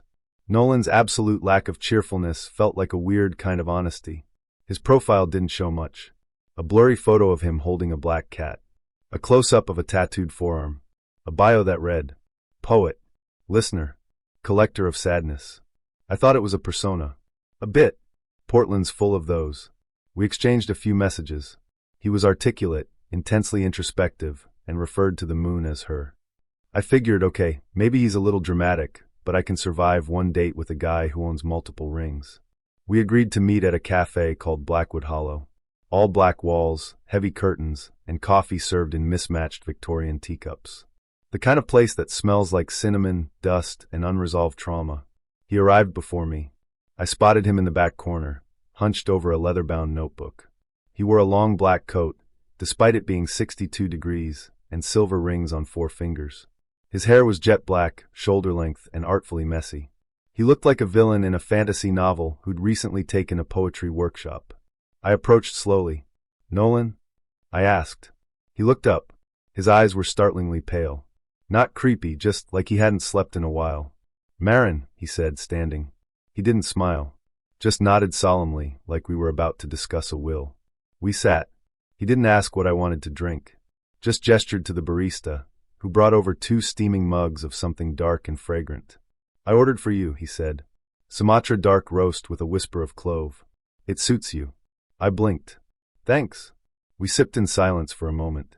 "So," I said, trying to lighten the mood, "what do you do when you're not writing poetry and ordering for strangers?" "I read," he said. "I observe. I mourn." "Mourn?" He nodded. "The world. The way we pretend it isn't crumbling." I sipped my coffee. "Cool." He sighed. "You're trying to make this fun." I admire that. But fun is a lie people tell themselves to avoid having feelings. I opened my mouth, then closed it again. He pulled out his notebook. "I brought something," he said. "I don't usually share my work this early, but you feel safe." I didn't. But I smiled. "Sure." He flipped through pages filled with tight, slanted handwriting. Then he cleared his throat. "This one's called The Bone Orchard." He read. It was about death and decay, and something called the hunger behind the eyes, which may have been metaphorical or possibly a demon. Hard to say. When he finished, he looked up, expectant. I nodded slowly. That was vivid. He beamed, just barely. "Here's another. This one's called The Red Funeral." He read again. This one was longer. 5 stanzas. It included the phrases "womb of ash," "the teeth of silence," and "her laughter like a knife in my spleen." I checked my watch discreetly. He noticed. "I'm boring you," he said, voice flat. "No, I just was checking the time because..." I trailed off. He closed the notebook. "Everyone leaves eventually." I leaned forward. "Nolan, it's not that I don't appreciate your work. It's just a lot. For a first date. He tilted his head. What would you rather talk about? The weather? Traffic? Your favorite brunch spot? Maybe just something neutral. Light. He nodded grimly. Like a corpse. I blinked. He was serious. Okay, I said slowly. How about your cat? The one in your photo? His face softened slightly. Eurydice. She died last month. I sipped my coffee. I'm sorry. She choked on a moth. I coughed. What? It was symbolic, he whispered. I stared at him. He pulled a small velvet pouch from his coat pocket. I sometimes carry her claw, he said. I stood up. I think I'm going to head out, I said. He looked up, mournful. Already? I'm just not in the right headspace for this kind of intensity. He nodded, slowly placing the pouch back in his pocket. I understand, he said. We were born under different moons. I tossed a 5 on the table. As I walked away, he called out, If you change your mind, I'll be at the cemetery near 82nd and Stark on Sunday, reading by the mausoleums. I didn't look back. He messaged me later that night. The poem I wrote about you is called The One Who Fled the Hollow. I hope you find peace. I didn't respond, but I did check the cemetery once, just to see. He was there, reading to no one. There are bad dates, and then there are dates where you get punched in the face by a man who shares DNA with the person you were trying to impress. Let me back up. Brielle and I had been messaging for about 2 weeks. We met on a dating app that leaned more wholesome. Lots of sunset photos, dog pics, and bios filled with hopeful cliches like looking for my last first kiss. I should have paid more attention to that last part. She was pretty in that soft, vintage way, cardigans, long skirts, and a fondness for floral patterns. Her messages were gentle, polite, and sprinkled with poetry quotes I had to Google. She seemed sincere, grounded. A little guarded, maybe, but I found that comforting. Like she wasn't trying to be anyone but herself. We agreed to meet for dinner at a restaurant in Provo. Nothing fancy, just a cozy Italian place with checkered tablecloths and a menu that hadn't changed since 1994. I arrived early, because I always do. I like to get the awkward out of the way in private. She arrived 5 minutes later, smiling, cheeks pink from the cold. Jaden, she asked, voice light. That's me, I said, standing. Nice to finally meet you. We hugged, brief, polite, and sat across from each other. The first few minutes were golden. She asked about my job. I'm a graphic designer at a small ad agency, and seemed genuinely interested. I asked about hers. She worked at a local bookstore and taught piano lessons on the side. We talked about our favorite authors, the best and worst kinds of tea, and the weirdest things we'd ever found in old books. She once found a pressed insect. I once found a breakup letter written on a napkin. We ordered food. I got the lasagna. She got a small salad and a plate of sautéed mushrooms. She laughed when I teased her for eating like a fairy woodland creature, and I liked the way she didn't flinch when I made dumb jokes. Then she said, So, I told my dad I was meeting someone tonight. I blinked. Oh yeah, she nodded. He's very protective. I smiled. That's sweet. She didn't smile back. I mean very protective. I laughed nervously. Cool. Does he like to interrogate dates with a spotlight, or? She stirred her tea. He's just old-fashioned. I didn't know what to say to that, so I changed the subject. So what kind of music do you? That's when the bell above the restaurant door rang. I looked up. A man walked in. Early 60s. Tall. Broad shoulders. Wearing a long black coat and a serious frown. He scanned the room like he was looking for someone specific. Brielle froze. Oh no, she whispered. He actually came. Is that your? Don't make eye contact, she said. It was too late. He was already walking toward us. I stood up automatically, unsure of what else to do. He stopped at our table. You're Jaden, he asked. I nodded. Yes, sir. He didn't offer his hand. He looked me up and down like I was a poorly written resume. You the one messaging my daughter? I glanced at Brielle. She looked like she wanted to disappear into her salad. Yes, I said. We've been talking for a few weeks. He nodded slowly. Then, without warning, he stepped forward and punched me. Right in the face. It wasn't a haymaker. It wasn't a slap. It was a clean, practiced jab, enough to snap my head back and send my chair skidding. People gasped. A fork clattered to the floor. The waitress screamed. I staggered to my feet, holding my cheek. What the hell? He stood there, calm as a monk. That's for thinking you could waltz into my daughter's life without speaking to me first. Dad! Brielle shouted, standing now too. What is wrong with you? He ignored her. You think you can just text some girl, take her out to dinner, and not be accountable to anyone? I blinked through the pain, stunned. I'm sorry, is this the 1800s? You're lucky I didn't bring the shotgun, he muttered. Someone in the back shouted, call the cops. I held up my hands. Okay, look. This is insane. I didn't do anything wrong. I asked your daughter out for dinner. That's it. He stepped closer. And what happens after dinner? That's none of your business. Brielle yelled. He turned to her, eyes fierce. Anything that involves my daughter is my business. She shook her head, furious. You're embarrassing me. You promised you wouldn't do this again. Again? My cheek throbbed. I felt dazed. The manager came over, red-faced and angry. Sir, you need to leave right now. We're calling the police. Brielle looked at me, eyes wide with something between guilt and panic. I'm so sorry. I didn't know he'd actually come. I nodded, still holding my face. I don't think this is going to work out. She didn't argue. Her father turned and walked out like nothing had happened. I sat back down, stunned. The waitress brought me an ice pack and a free cannoli. I didn't touch it. I left the restaurant 15 minutes later, cheeks burning, heart pounding. Brielle texted me that night. I understand if you never want to speak to me again. I'm so sorry. He's not well. He's been like this since my mom died. I didn't think he'd actually show up. I should have warned you. I didn't reply. I wanted to. Part of me wanted to say it was okay, that I understood. But I didn't. Because I didn't. A week later, I saw her account had disappeared from the app. I haven't been on a first date since then. There are 3 kinds of first dates. The ones that are harmless and forgettable. The ones that make you believe in something again. And the ones that end with you ducking a flying bar stool while your pants stick to the floor like duct tape. Guess which one this was? Cammie and I matched on a dating app that prides itself on algorithmic chemistry. I don't know how it works, but it had us pegged. We both listed dive bars and messy sandwiches as shared interests. She had wild red hair, a gap-toothed smile, and a bio that read, looking for someone who can hold their liquor, their own in a debate, and maybe my hand if things go well. I was in. She suggested we go out for drinks at this bar called the Copper Claw. I'd never been. It didn't even show up on Google Maps until I zoomed in 4 times, which should have been a clue. But I figured, hey, authenticity. I got there early. The place was sticky. That's the only way I can describe it. The floor, the tables, the air. Everything felt like it had been lightly glazed in beer and regret. It was one of those places where the jukebox is broken, the pool table leans slightly to the left, and the bartender has a mustache that tells stories.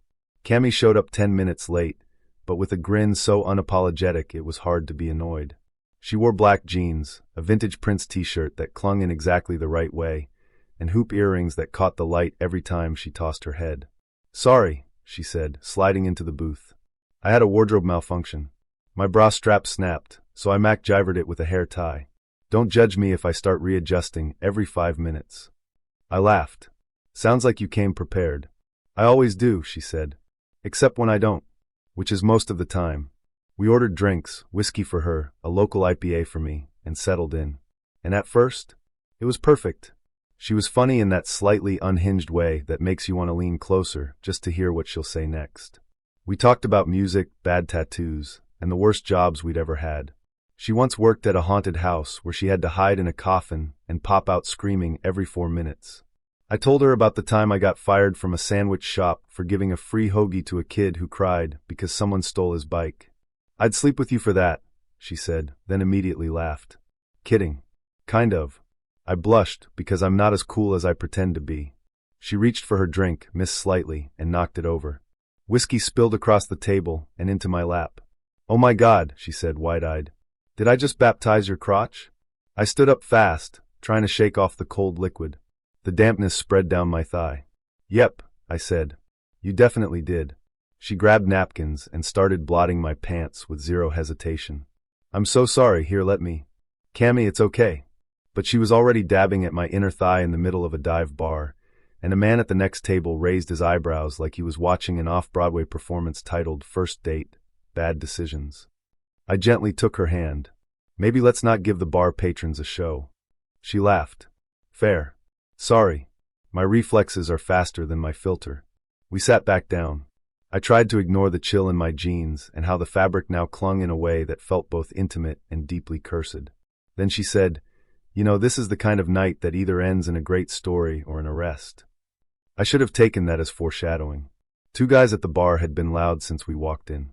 One wore a sleeveless shirt with a Confederate flag patch. The other had a voice like gravel and kept shouting at the bartender about the good old days. Cammy kept side-eyeing them. When they made a crude comment about her legs, something about freckles in all the right places, she flipped them off without hesitation. "Don't," I whispered. "Let it go." "I'd rather let my fist go," she replied. I tried to change the subject. "What's your favorite kind of sandwich?" She smiled. "The kind you eat in bed after sex." I choked on my beer. The two guys laughed. "Bet she's spicy in the sack," one said. Cammy stood. "You want to say that to my face, or are you only brave when you're surrounded by empty beer bottles and bad decisions?" The guy stood too. He was bigger. Not massive, but enough to make me nervous. "Easy, sweetheart," he said. "No need to get your panties twisted." She threw her drink in his face. I don't know if she meant to. I don't know if it was instinct or impulse or muscle memory from her haunted house days. But she did. And that's when it happened. He lunged.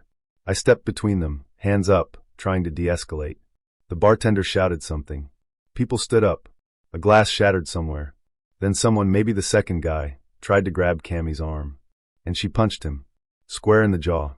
He stumbled back, tripped on a stool, and crashed into a table, knocking over a pitcher of beer and a basket of fries. It was chaos. The bartender vaulted over the counter like he'd trained for this exact moment. "Out!" he yelled, pointing at us. "Both of you. Out now." We didn't argue. Cammy grabbed my hand, and we ran, literally ran, out into the night, laughing like lunatics. We didn't stop until we rounded a corner and ducked into an alley behind a florist shop. We stood there panting, my pants still damp, her knuckles red. "I can't believe you punched someone," I said. "I can't believe you tried to mediate," she replied. "You're such a Virgo." I laughed. She stepped closer, breath warm, eyes wild. "You want to come back to my place and make a sandwich?" she asked. I hesitated. Then I nodded. We kissed in that alley, sticky floor memory and all, and it tasted like adrenaline, whiskey, and something I couldn't name. We didn't sleep together that night. She fell asleep on the couch halfway through making grilled cheese. I slept in the chair. In the morning, she handed me a mug of coffee and said, "I don't do quiet. You okay with that?" I wasn't sure, but I said yes. Retro diners are my weakness. I don't mean the buzzy, Instagrammable kind with neon signs and milkshakes the size of your head. I mean the real ones, chrome booths, cracked red vinyl, coffee that tastes like it's been sitting since the Nixon administration. The kind of place where the jukebox never works, but the staff remembers your order after the second visit. So when Brandon suggested we meet at Peggy Sue's 66 Diner, just off the highway in Flagstaff, I was in. The name was a little on the nose, but the photos showed checkered floors and a giant Elvis cutout, and I figured, worst case, I get a good grilled cheese. We'd matched 2 weeks earlier. We messaged lightly for about a week, and then exchanged numbers. He called me once, an actual phone call, which was rare and, honestly, kind of charming. He laughed easily, asked thoughtful questions, and didn't talk over me once. So when he asked if I wanted to meet in person, I said yes without hesitation. I arrived at the diner 10 minutes early. A habit. I like to have time to get my bearings, choose my seat, and mentally prepare for the performance that is a first date. The inside was exactly what I'd hoped for: black and white tiles, a long counter with spinning stools, and a waitress who looked like she'd been working there since it opened. The place smelled like syrup and old coffee. I chose a booth by the window and ordered a water while I waited.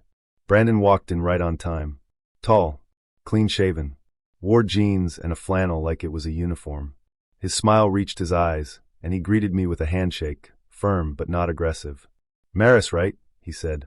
"You look just like your pictures." "You too," I said, and it was true.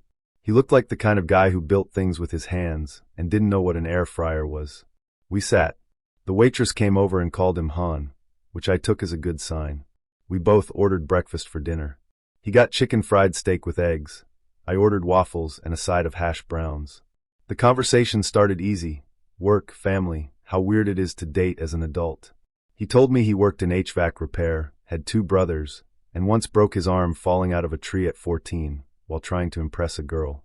I told him about my job managing social media for a nonprofit and how I once accidentally live-streamed myself singing along to a Taylor Swift song for 8 full minutes before realizing my mic was on. We laughed. It felt normal, at least at first. Then came the first comment. We were talking about travel, places we wanted to visit, dream spots on our bucket lists. I mentioned I'd always wanted to go to Morocco. He raised an eyebrow. You mean that place where everyone tries to scam you and the women are all covered up like it's the 1500s? I blinked. I think that's a bit of a generalization. He shrugged. Just being honest. I don't trust those kinds of countries. You never know what they're hiding under all that cloth. I laughed awkwardly, hoping maybe he was trying to be edgy and missing the mark. He kept going. Honestly, I don't get the obsession with travel. America's got everything. We don't need to go to those places. Half of them hate us anyway. I tried to steer the conversation away. So what's your favorite place in the US then? He smiled. Montana. No traffic. No liberals. Just land and freedom. I nodded, trying to keep the conversation from derailing. I've heard it's beautiful. It is, he said. And no one's trying to make you feel guilty for being white. I stared at him. He sipped his coffee like he hadn't just dropped a social grenade on the table. I cleared my throat. You know I'm Latina, right? He smiled again. Yeah, but you're one of the good ones. My stomach turned. He said it like it was a compliment. Like I should be flattered. I tried to respond, but I couldn't find the words. My fork hovered over my waffle like it was going to save me. He kept talking. I just think the world's gotten too soft. Everyone's offended all the time. Can't say anything without someone crying racism. I miss when people could take a joke. I wanted to ask what kind of jokes he meant, but I was afraid he'd actually tell me. The waitress came by to refill our drinks. I used the interruption to breathe. When she left, I said, "Hey, I'm not really comfortable with some of the stuff you're saying." He looked surprised. I'm just being real. You don't have to agree with me, but I'm not going to lie about how I feel. That's fine, I said. But there's a difference between honesty and bigotry. His smile faded. I'm not a bigot, he said, suddenly defensive. I treat everyone the same. I just don't buy into this woke nonsense. I pushed my plate away. I think I'm going to go. He scoffed. Of course. I should have known. You all say you want a real man, but the second someone speaks his mind. I stood up. Thanks for dinner. He didn't stop me. Just muttered something under his breath that I didn't catch, and probably didn't want to. The waitress gave me a look as I left. One part sympathy, one part warning. Like I wasn't the first woman to leave that booth early. Outside, the air was cold and sharp. I walked to my car, hands shaking, not from fear but from anger. From the sheer audacity. From the realization that someone could hide behind charisma and small talk, only to reveal a rot underneath so casually. He texted me later. Hope you think about what I said. The world's not going to change just because you want it to. I didn't respond. I blocked his number. And I haven't been back to that diner since. Which sucks. Because the waffles were perfect. We matched on Hinge. I remember because his first message wasn't "Hey," or "You have a killer smile," or "Do you want to make out and then maybe talk after?" It was this. If you had to say one inappropriate word out loud in a grocery store, just yell it, no context, what would it be? I laughed. It was weird, but not creepy. Just bold in a way that made me raise my eyebrows and reply. Probably moist. It's not even a swear, but it makes people flinch. He wrote back. Classic. Disgusting. Respect. That's how it started. Jeremy wasn't like the guys I usually matched with. He didn't have photos of himself climbing anything. Nothing about craft beer or crypto. His pictures were mostly candid. One of him laughing in a kitchen, one sitting on a bench with a dog that wasn't his, and one blurry shot of what looked like a county fair. His prompts were all a little off-kilter. My biggest fear, accidentally marrying a ghost. Let's make sure we survive this app and tell the tale. A shower thought I recently had. If I sneeze and trip at the same time, do I still get a soul? I liked his brain. We messaged for a few days. He was quick-witted, self-deprecating, and asked real questions, stuff like, what do you do when you feel restless? And, do you think people are more themselves in silence or in conversation? I said both. He said that's a good answer, and then sent me a video of ducks running downhill with the caption, me chasing stability. We made plans to meet for lunch at a cafe in Denver that had plants hanging from the ceiling and a menu full of things like zucchini ribbons and activated toast. I got there a few minutes early. He showed up not long after, and the first thing he said was, "Hi, sorry I'm late. Do you like saying naughty words in public?" Then he blinked hard. Twice. His mouth twitched. I laughed awkwardly. Depends on the context." He smiled. "Cool. I'm glad. I have Tourette's. It's not a dare. That was a tic." I paused. Oh, got it. Sorry. I thought you were joking." "Most people do," he said, sliding into the booth. "Then they feel weird." "Don't. I'm used to it." I nodded, trying to recalibrate. The server came over. Jeremy ordered a coffee and stared at the table while she spoke. When she walked away, he said, "I'm not ignoring you. Sometimes eye contact makes the tics worse." "No worries," I said, even though I was still trying to catch up. He took a deep breath. "I'm not going to pretend it's not part of the date. It is. It's like a third, very unpredictable person sitting at the table with us. Sometimes it says things. Sometimes it barks." I blinked. "Literally?" He barked once, sharp and quick, then smiled. "Yeah, like that." I nodded. "Okay, thanks for being up front." He shrugged. "I have to be. Otherwise, people think I'm possessed or just super edgy." We ordered food. I got a lentil bowl. He got pancakes and eggs and a side of something called maple carrot hash that we both agreed sounded like a drug or a euphemism. Conversation found its rhythm. He told me he worked as a content editor for a travel site, lived alone, had a sister in Oregon. He collected novelty mugs and once got kicked out of a silent meditation retreat for sneezing too loud and saying boobs during the final chant. I laughed. "That sounds like a tic." "It was," he said, "but also my brain knew what it was doing." I told him about my job in nonprofit marketing, my inability to say no to discount candles, and the time I accidentally texted, "I love you," to my dentist. He laughed so hard he coughed. Then, without warning, he shouted, "But!" The table behind us turned. A woman 2 booths over nearly dropped her fork. Jeremy didn't flinch. He looked at me. "So, that just happened." I nodded. "I noticed. Still here?" "Still here." He smiled. "Cool." We finished eating and walked outside. The weather had turned, colder than it looked. I offered him one of my gloves, and he took it without hesitation. We walked a few blocks, past bookstores and vintage shops, and a man playing the accordion with alarming intensity. Then he said, "I'm glad you didn't bolt. Some people do." I looked at him. "Because of the tics? Because of what they think the tics mean? Like I'm broken or unsafe? Or not worth the effort?" "I don't think that." He paused. "You sure?" I nodded. "You're still you. The rest is just background noise." He looked at me then. Really looked. That might be the nicest thing anyone said to me on a date. I smiled. "You need better dates." He laughed. We stood at the corner, awkward but comfortable. He looked like he wanted to say something else, but then he blinked rapidly, clapped once, and muttered, "Don't eat the squirrels." I blinked. He sighed. "Sorry. That one's new." I bit back a smile. "It's memorable." He grinned. "If that's the worst thing I say on this date, I'll consider it a win." We hugged goodbye. It was warm and real. He texted me that night. "Thanks for not running. Would love to see you again if you're up for more squirrels and swears." I replied, "Only if I can pick the next inappropriate grocery store word." He said, "Deal. I hope it's moist."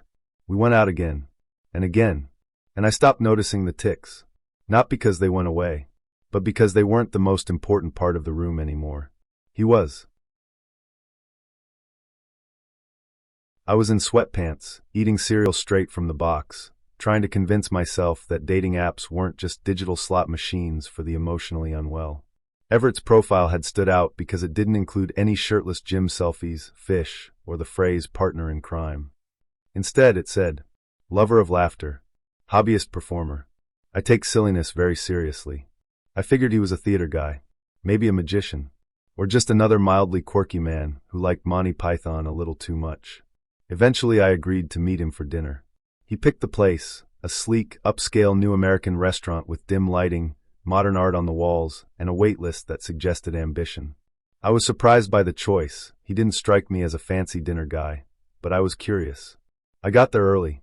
The hostess nodded when I gave her his name and led me to a booth in the back. I ordered a glass of wine and scanned the menu. 20 minutes passed. Then I saw him, and I immediately wished I hadn't. Everett walked in wearing a full clown outfit. Not a funny tie and red-nosed clown. A full, head-to-toe, rainbow suspenders, polka-dot jumpsuit, floppy shoes, white-gloved hands, red-painted mouth clown. He was also juggling 3 red rubber balls, expertly arcing in the air as he made his way past stunned diners, nodding politely with each step. "Dana," he called, grinning. I froze. He dropped the balls into a small fanny pack, then slid into the booth across from me with a dramatic flourish. "Sorry I'm late," he said. "Had to detour. There was a birthday party that ran long." I stared at him. He stared back, unbothered. "So," he said, adjusting his ruffled collar, "what looks good?" I blinked. "Everett, why are you dressed like that?" He looked genuinely surprised. "Oh, I figured I should show you the real me." I opened and closed my mouth, trying to find a sentence. He gestured to his outfit. "This is who I am. I clown on weekends. Sometimes Wednesdays. It's a deep part of my identity." I sipped my wine. He pulled a balloon from his pocket and, without asking, began twisting it into the shape of a dog. "Did you know balloon art originated in the Aztec Empire?" he said. "That's probably not true, but it sounds cool, right?" I nodded slowly. "You could have mentioned this in your profile." "Oh, I didn't want to scare you off. Most people assume clowns are serial killers or sad men in basements. But I'm a joyful clown. A performance clown. I do parties, parades, the occasional corporate retreat." He handed me the balloon animal. I took it like it was a live grenade. The waiter approached, stopped mid-step, and blinked twice. Everett grinned at him. "Hey, I'm Everett. I'll be dining with this lovely lady, and no, I'm not a hallucination." The waiter nodded slowly. "Can I get you something to drink?" "I'll have a Shirley Temple with extra cherries," Everett said. "And do you have soup?" "I like soup." The waiter looked at me like I was being held hostage. When he left, Everett leaned back. "So, tell me about your dreams." "My dreams?" "Yes. What do you want to be when you grow up?" "I'm 32. "Same question." I paused. "I don't know. Happy." He nodded solemnly. "A noble pursuit. Clowning makes me happy." "Clearly." He pulled out a red foam nose. "Do you want to try it on?" "No." "Are you sure?" "It's sanitized." "Still no." He shrugged and put it on himself. "You're missing out. It really opens the sinuses." The food came. I had ordered a roasted beet salad and a glass of regret. He had soup, which he slurped loudly between anecdotes about the clowning community, and a mime he once dated named Starfish. "She never spoke," he said. "It was beautiful, until it wasn't." I nodded like that was a normal thing to hear. Then he stood up. "Excuse me," he said. "I'm going to do a quick trick. Just a little palate cleanser." Before I could stop him, he walked to the small open space near the bar, pulled out juggling pins from somewhere in his jumpsuit, and began tossing them in the air while humming "Send in the Clowns." People stared. One man dropped his fork. A woman muttered, "Is this performance art or a breakdown?" The manager came over. "Sir," he said, "please sit down. This is a dining establishment." Everett bowed deeply. "Understood. The stage is but a table without soup." He returned to the booth, unfazed. "Some people just don't get it," he whispered. "But you do." "I really don't." He took my hand. "Dana, I feel something here. A spark. I feel secondhand embarrassment." He nodded. "Same thing, really. Just on a different frequency." I stood up. He looked hurt. "Already? I think I've had enough. Whimsy for one night." He reached into his coat pocket. I took a step back. "It's just a card," he said, carefully pulling out a business card. I took it. It read, "Everett Griggs, Joy Technician. Licensed Clown. Soul Mender. Paradox Enthusiast." I put it down. He smiled. "Maybe we'll meet again. In another tent. Under another moon." I left. Outside, the air was still and cool. I stood on the sidewalk for a moment, trying to absorb what had just happened. Then I heard him inside, saying to the waiter, "She's just shy. Most people are. Until the pie." He texted me the next day. "I had a wonderful time. You're radiant. If you ever want to learn how to make balloon swords, I'm your man." I didn't reply, but I did keep the balloon dog. It deflated 2 days later, which felt correct. I should have known something was off when she showed up barefoot. Not flip-flops. Not sandals. Just bare feet on the hot concrete, walking casually across the parking lot of the coffee shop like it was the most normal thing in the world. She waved when she saw me. Big, wide swing of the arm, like she was greeting someone across a field. She had long dark curls, a flowing linen dress that looked handmade, and a necklace made of tiny bones. Not fake bones. Real ones. Tiny vertebrae, I think. "Rafe," she called. "You're real." That was her first sentence to me. We'd met online, of course. An app for creative types, supposedly curated for artists, poets, and people who list astrology as both a hobby and a belief system. Her profile had drawn me in because it was so chaotic. No punctuation. Random capitalization. A list of things she adores, including moonlight, wolves, unfiltered honesty, and the rawness of unedited thought. Her photos were equally uncurated. Blurry selfies, a picture of her hand covered in paint, and one of her lying in a field with her mouth open like she was trying to taste the wind. I hesitated before swiping right, but I was bored and curious. And she messaged me first. She was funny, in a roundabout, slightly manic way. Every sentence felt like it had been lifted from a dream journal and translated from another language. But she seemed friendly. Alive. We messaged for a week before she suggested meeting in person. "Let's get coffee," she wrote. "But not somewhere soulless. I want beans that have seen things." We settled on an independent cafe in Santa Fe, all adobe walls and Art Deco chairs. I arrived 5 minutes early. She arrived barefoot. We sat at a small table under a skylight. She crossed her legs under her like a child and stared at me with unblinking intensity. "Your eyes are different than I imagined," she said. "Better or worse?" She tilted her head. "More animal. That's not a bad thing." I smiled politely. "Thanks. I think." She ordered a yerba mate with cayenne and honey. I got an iced Americano. The barista gave us both a look like he was silently pleading with me to be careful. Things started off manageable. She told me she was a painter. Lived in a yurt just outside town. Had no phone service but plenty of signal from the sky. I asked about her artwork, and she said she only painted with her fingers now, ever since the paintbrush betrayal. I didn't ask. She said she used to teach art therapy but stopped because people kept trying to cry their way out of healing. I nodded slowly. That sounds intense. Everything worth doing is. We talked about music. She liked throat singing and 1970s French disco. She hated earbuds, said they broke the connection between sound and soul. I asked what she did for fun. Sometimes I scream into the canyon and see what echoes back. I laughed, thinking she was joking. She wasn't. Then came the eyes. She started staring. Not like casual eye contact, but a full, unblinking, dead-on gaze like she was trying to hypnotize me. "Your energy is loud," she said. "Good loud or bad loud?" She leaned forward and whispered, hungry. I sat back. She smiled. "Don't worry. I like that." I sipped my drink and tried to steer the conversation back to something safe. "So what kind of movies do you like?" "I don't watch movies. I live them." I nodded. "Right." She reached into her bag and pulled out a small jar. "This is goat's blood," she said. I froze. She unscrewed the lid and held it up to her nose. "From a ritual I did last week. Not fresh, but the memory's still strong." I stared. "Why do you?" "Don't worry," she said. "It's not for you." She set the jar on the table. The barista saw it and immediately turned away, pretending to wipe down the espresso machine with great urgency. I cleared my throat. "So, Talia, what are you looking for, exactly?" She smiled. "A mirror." I blinked. "Sorry?" "A mirror. Someone who reflects me back. Someone I can destroy and rebuild. Someone who will let me see the worst and call it art." I took a long sip of my drink. She leaned across the table, eyes wide. "Can I touch your face?" "No." She sat back, unbothered. "That's okay. I've already memorized it." Then she reached into her bag again and pulled out a small, leather-bound book. "Do you want to see the sketches I made of you?" "I what?" "From your photos. I draw people before I meet them.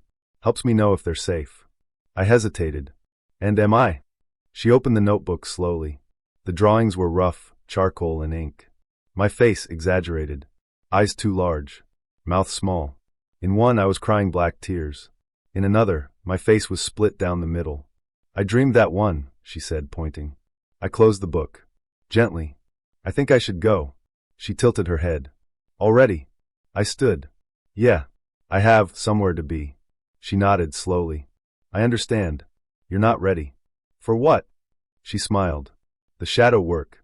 I left money on the table and walked out without looking back. As I got in my car, I realized my hands were shaking. She didn't follow me. Didn't text. Didn't call. She didn't have service, remember? We met on a Tuesday. That's not the start of something romantic. It's just a fact. Tuesdays are neutral. Nobody expects much from them. Which is why when Kyle asked if I wanted to grab coffee that evening, I said yes. We'd matched 2 days earlier on an app that billed itself as values-driven. Its whole thing was long profiles, personality quizzes, and an emphasis on meaningful connection. I was freshly out of a short, disappointing relationship, and I thought, why not try something different? Looking for something serious. I know who I am, and I know what I want. No games. That last part should have tipped me off from his profile. But I was tired. Tired of flakiness. Tired of ghosting. Tired of men who said they were looking for something real, and then disappeared after 2 dates and a compliment about my eyebrows. So I appreciated his clarity. At first, he messaged me the day we matched. Polite, direct. Asked about my work, my hobbies, what I was reading. He used punctuation. He didn't flirt aggressively. He didn't ask for selfies. He said things like, I value communication, and it's refreshing to meet someone who seems emotionally intelligent. We talked for 2 days, then he asked if I wanted to get coffee. He picked a place downtown, quiet, good lighting, lots of plants. I said sure. I got there first. He was exactly on time. He walked in wearing a navy sweater, jeans, and wire-rimmed glasses. Clean cut. Smelled faintly of some cologne I couldn't place. He smiled when he saw me, and I smiled back. We hugged, brief, polite, and sat down with our drinks. And at first, it was fine. He was articulate. Asked good questions. Told me he worked in IT for a healthcare company. Grew up in Twin Falls. Liked woodworking and jazz. Had 1 younger sister and a dog named Murphy. We talked about books, travel, whether or not brunch is a personality trait. I said it can be, he disagreed. And what makes a relationship last. Then he said, I actually brought something. I paused. Oh. He reached into his coat pocket and pulled out a folded piece of paper. Thick, slightly crumpled, like it had been in there a while. I know this might seem weird, he said, smiling a little nervously, but I believe in being upfront. He unfolded the paper and slid it across the table. At the top, in bold, underlined letters, it said, Expectations for a potential partner. Subtitle, Non-negotiables for long-term compatibility. I laughed. Lightly. Thought it was a joke. He didn't laugh. I looked up. You're serious? I asked. He nodded. I just think it saves time. I looked down. There were 27 bullet points. I'll spare you the full list, but here's a sampling. Must be willing to submit to male leadership in the household. No more than 2 past sexual partners, exceptions considered for exceptional circumstances. Must maintain a healthy weight. I define this as BMI under 25. Must be polite to waitstaff, service workers, and my mother, non-negotiable. No strong opinions on politics unless they align with mine. Must be open to natural gender roles. Must be comfortable with me making the final decision in disagreements. Must not have dyed hair an unnatural color, see, blue, green, purple, etc. Must not have tattoos larger than a silver dollar. Must understand that emotional outbursts are not a communication strategy. I stared at the paper for what felt like a full minute. Then I looked at him. He was watching me carefully. Not smug. Not embarrassed. Just waiting. So, he said, what do you think? I blinked. What do I think? Yes. I folded the paper slowly. I think this is the weirdest thing anyone's ever handed me on a first date. He chuckled. Weird or efficient? I didn't answer. He leaned forward. Look, I've just been burned before. I'm not here to waste anybody's time. I know what I need in a partner, and I think it's fair to put that on the table. Like a job interview, I said. He smiled. Exactly. Relationships are serious business. I sipped my coffee. You know people aren't spreadsheets, right? He raised an eyebrow. I'm not expecting perfection. Just compatibility. I nodded. And you think compatibility means checking off a list of demands? They're not demands, he said. They're standards. Everyone has them. I'm just honest about mine. I looked at him. He looked proud. I set the paper down. So what happens if I dye my hair pink? I asked. Or gain 10 pounds. Or disagree with you about something important. He shrugged. We'd discuss it. But you'd make the final call. If it's a serious issue, yes. And if I cry during that conversation? I'd wait until you calmed down and could communicate rationally. I stared at him. You know women are people, right? Not HR issues. He frowned. I think you're overreacting. I stood up. He stayed seated. Where are you going? He asked. Home. So, is that a no? I looked down at the list one more time. Then I picked it up, folded it neatly, and slid it back across the table. You forgot to include, must enjoy being controlled. Then I walked out. He messaged me later that night. I guess you weren't ready for a real relationship with clarity and structure. That's unfortunate. I didn't reply, but I did save the list.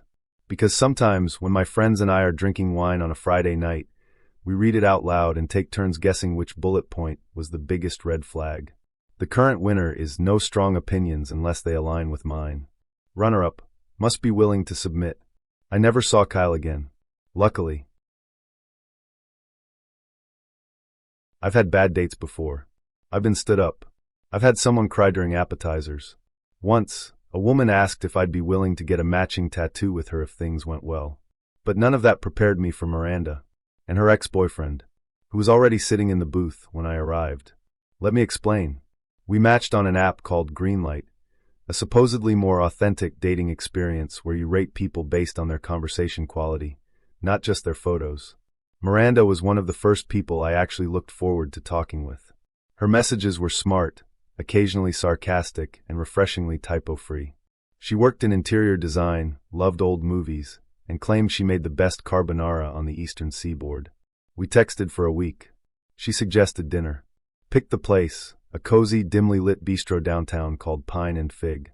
Classy, but not pretentious. Just the right level of this could be a good story if it goes badly. I arrived right on time. I saw her immediately, blonde bob, black turtleneck, gold hoops. She looked exactly like her pictures, which was already a win. She was seated in a booth toward the back, near the window. But it wasn't until I got closer that I saw him. Sitting right next to her. A man. Tall. Broad-shouldered. Wearing a denim jacket over a black tee. Hands folded in front of him, like he was waiting to be deposed. I paused. Considered turning around. Miranda saw me and waved. Julian. Hey. I forced a smile and walked over. Hey. Miranda. She stood and hugged me. Quick. Polite. She gestured toward the booth. This is Cole, she said. My ex. I blinked. Your ex. Cole nodded at me. Hey man. I looked from him to her. Is he joining us? She smiled. Yeah. I figured it'd be helpful. Helpful? She gestured for me to sit. I sat, because what else do you do in that situation? I know this is unconventional, she said, but dating is so frustrating these days. Surface-level stuff, you know? I thought, why not bring someone who really knows me to help cut through the noise? I stared. So, he's like your reference. She beamed. Exactly. Cole shrugged. I'm just here to keep it honest. I laughed nervously. Is this a joke? Nope, she said. I just believe in transparency. The waiter came by. Took our drink orders. Didn't flinch at the extra person in the booth. Maybe this was normal now. I ordered a whiskey. Miranda got a glass of red. Cole ordered an Arnold Palmer with extra lemon. The conversation began. So, Julian, Miranda said, resting her chin on her hand. What are your intentions? I blinked. My intentions? Cole leaned forward. She means long-term or short-term. You looking for a hookup or a wife? I nearly choked on my water. I'm open to something serious, but I don't usually start with a 5-year plan on the first date. Miranda nodded thoughtfully. Fair. Cole added. He deflected a little. I noticed, she said. I laughed. Are you two grading me? No, she said. Just observing. I turned to Cole. Why did you agree to this? He sipped his drink.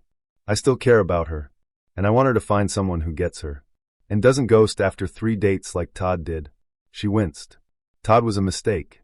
I bit the inside of my cheek. The waiter brought our drinks and took our orders. Cole ordered the duck. Miranda got the scallops. I ordered the burger because I was rapidly losing touch with reality.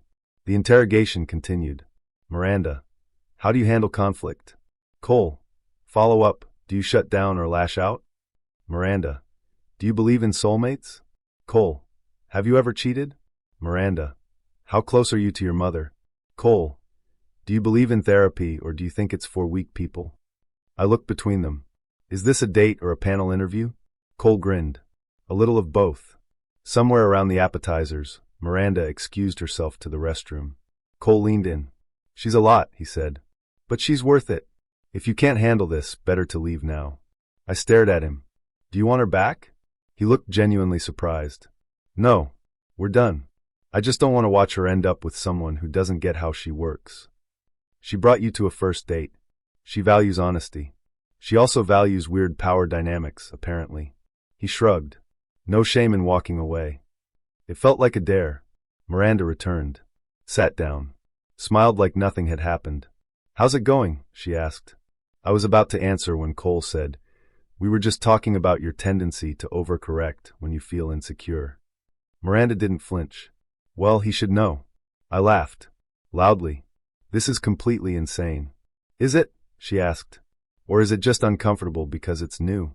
Both, I said. Mostly the first one. She looked disappointed. I thought you were more open-minded. To what? I said. To being emotionally flanked by your ex-boyfriend during a first date? She opened her mouth, then closed it. The check came. Cole paid. I always pay the first time, he said. It's tradition. I left cash for the tip. Mostly out of guilt, for the waiter and myself. Outside, the air was cool and still. Miranda turned to me. So? I stared at her. You're beautiful. You're smart. But this? This was a circus. She nodded. Most people can't handle it. Can you blame them? She didn't answer. Cole gave me a fist bump. You did better than Todd.